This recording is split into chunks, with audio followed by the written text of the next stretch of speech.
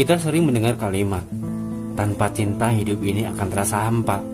Dengan cinta, cerita hidup akan selalu diwarnai warna pelangi. Karena cinta, kita akan menemukan sejuta asa. Di dunia ini hanya cinta saja yang tak punya rencana, sebab cinta hadirnya secara tiba-tiba. Namun, tak ada makhluk hidup yang tak membutuhkan cinta. Karena cinta sama dengan cerita hati yang bermakna.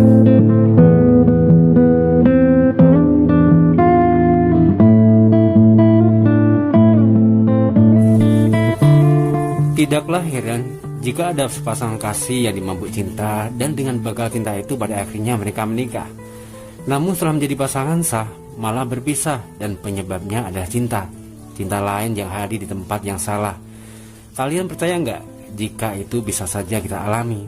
Kalau aku sih percaya, karena cinta memang misteri dan ketika sudah hadir, dia akan bersembunyi di hati.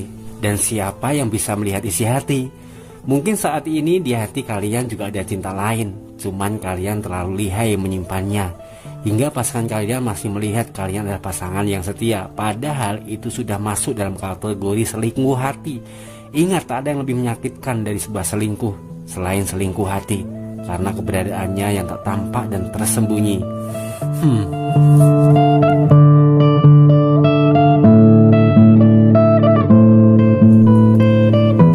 Seperti itulah kisahku. Aku sendiri belum percaya hingga kini jika di hatiku harus kedatangan tamu yang selama ini gak aku undang dan gak aku harapkan.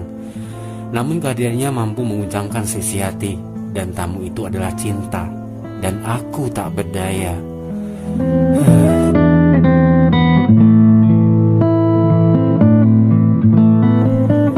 Kisah ini bermula dari ibu mertuaku yang jatuh sakit dan harus dibawa ke rumah sakit. Sebagai mantu tertua, mau tidak mau, aku yang menangani semua, dari membawanya ke rumah sakit, menyelesaikan administrasi, bahkan termasuk menunggui. Sudah bisa dibayangkan betapa repotnya aku menghadapi semua ini. Tapi gak apa-apa, aku orangnya juga bebas, kerjaku juga freelance, tidak terikat waktu dan tempat. Kalau istriku sendiri sudah jelas tidak mungkin bisa, dia seorang PNS. Paling setiap pulang dari kantor mampir ke rumah sakit, setelah itu pulang dengan alasan capek atau ada kerjaan kantor yang harus diselesaikan di rumah. Tapi aku makluminya, aku sendiri juga tak mau kalau istriku terlalu capek dan akhirnya jatuh sakit. Sebenarnya ada adik sematawayang dari istriku, Wawan namanya, dan memang selama ini ibu mertuaku tinggal di rumahnya Wawan itu. Hanya si Wawan kerjanya sebagai sopir bus malam, yang pulangnya bahkan seminggu sekali. Paling yang bantuku untuk ngurusin mertua di rumah sakit istrinya Wawan itu. Namanya Yuni. Aku dan Yuni itulah yang repot kesana sini, yang gantian menunggu ibu di rumah sakit. Sementara anaknya yang masih berumur 10 tahun tidur di rumahku kalau pas giliran Yuni jaga. Dan memang rumah kami dekat, masih satu kampung. Suatu ketika sekitar jam 11 malam Yuni telepon aku. Katanya ibu mengalami krisis lagi dan harus masuk ke ruang ICU. Dan dia meminta aku datang ke rumah sakit. Sebenarnya aku gak kesana juga tak apa-apa, dan ibu sudah mendapatkan penanganan dari dokter. Yuni hanya khawatir kalau ada apa-apa, terutama masalah pengurusan administrasi. Akhirnya aku pun langsung berangkat. Begitu sampai di rumah sakit, aku melihat Yuni berada di depan ruang ICU. Kedua matanya bengkak, tanda baru saja menangis. Dalam pandanganku nampak begitu lemas dan mukanya terlihat pucat. "Pasti kamu belum makan toh?" kataku menebak. "Sudah mas, tadi siang," sahutnya pelan. "Ih, kamu ini nekat banget, jaga orang sakit bisa-bisa sakit sendiri." "Sebenarnya tadi mau keluar beli makan, tapi takut kalau ibu nyari," kata Yuni. "Ya udah, kamu tunggu di sini ya, biar aku keluar cari makan." Berkata begitu aku langsung bangkit berdiri dan berlalu dari depannya.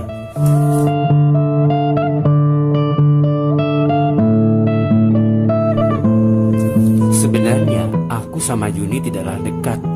Bisa ketemu kalau pas menjenguk ibu di rumahnya. Di luar itu gak pernah komunikasi. Mungkin kami juga sibuk dengan aktivitas masing-masing. Lagian aku juga harus jaga jarak demi menghindari fitnah, karena suami Yuni jarang di rumah. Selain itu status kami juga sama-sama mantu. Setelah ibu di rumah sakit itulah kami sering komunikasi. Malah kadang tanpa sengaja kami seperti curhat. Barangkali karena sama-sama capek hati kali ya.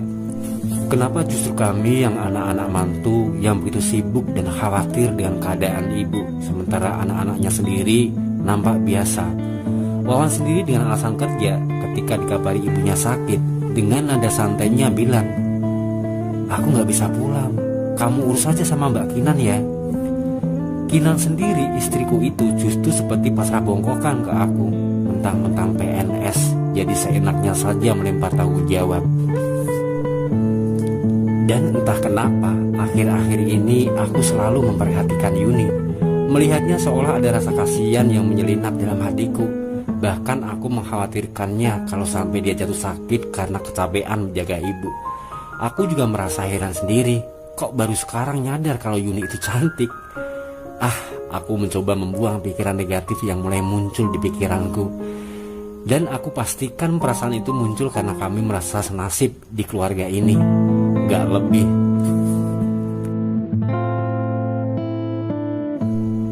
Malam itu juga ibu dipindah lagi ke kamar rawat inap.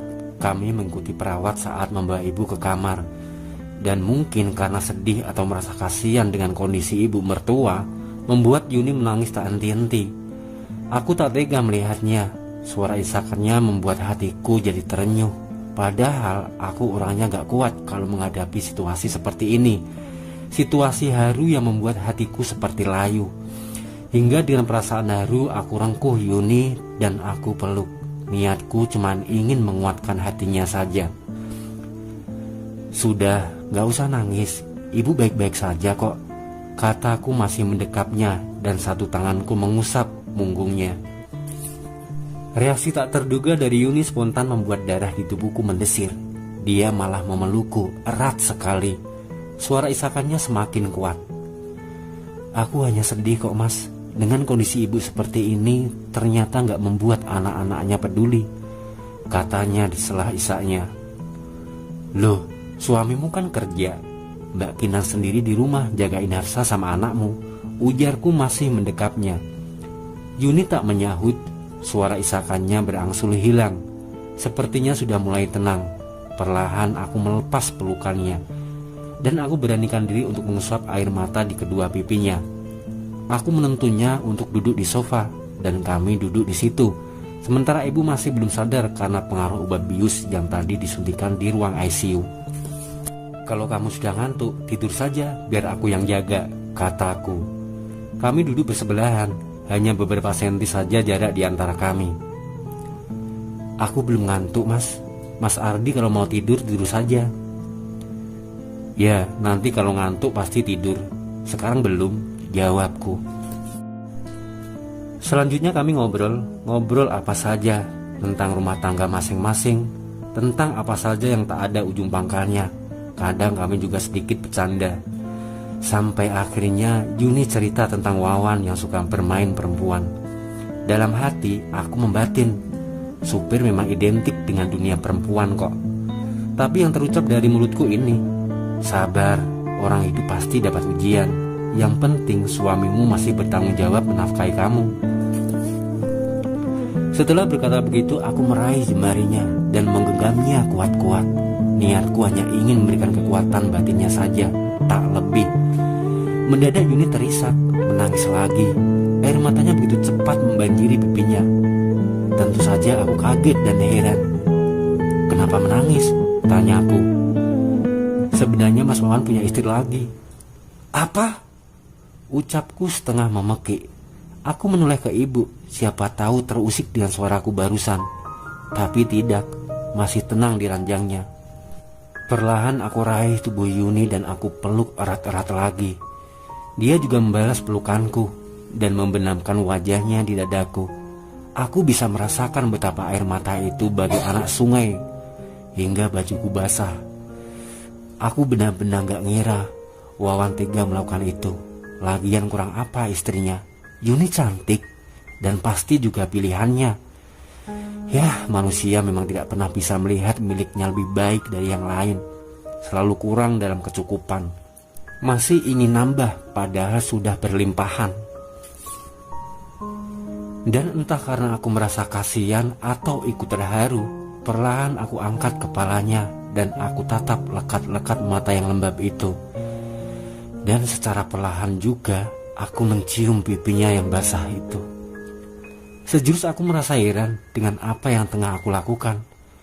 Namun yang pasti aku tidak sedang kehausan hingga memanfaatkan keadaan.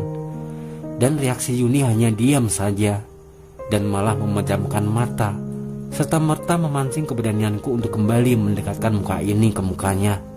Dan satu kecupan mendarat pelan dan tipis di rekah.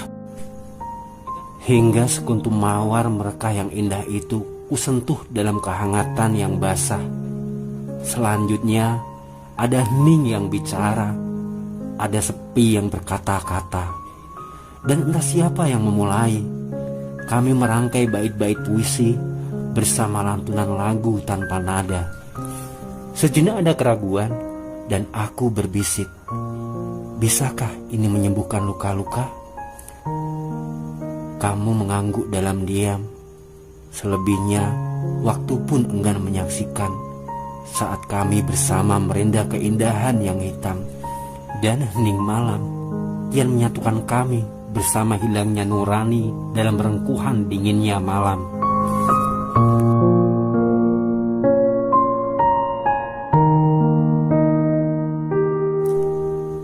Sepertinya baru tadi kami ngobrol tentang kelakuan Wawan yang jarang pulang dan ternyata sudah memiliki istri lagi. Tapi apa yang sudah kami lakukan ini? Apakah lebih baik untuk juga dibicarakan? Ya, inilah manusia. Kadang sulit untuk menyadari jika bisikan hati telah mempermainkan dirinya, melenakannya, menggelapkannya, dan menyerumuskannya. Tapi kami sama-sama sadar dan tahu diri jika apa yang sudah kami lakukan terlalu hina dan membawa petaka. Sekalipun akhirnya kami bisa mengatakan cukup sekali ini, namun siapa yang mampu menebak apa yang akan terjadi setelah ini? Bagi kami mungkin itu sebuah kekhilafan yang mungkin semua orang juga bisa melakukan. Namun bagi pasangan kami, ini sudah pengkhianatan yang mungkin tak termaafkan. Ya Allah, ampuni aku.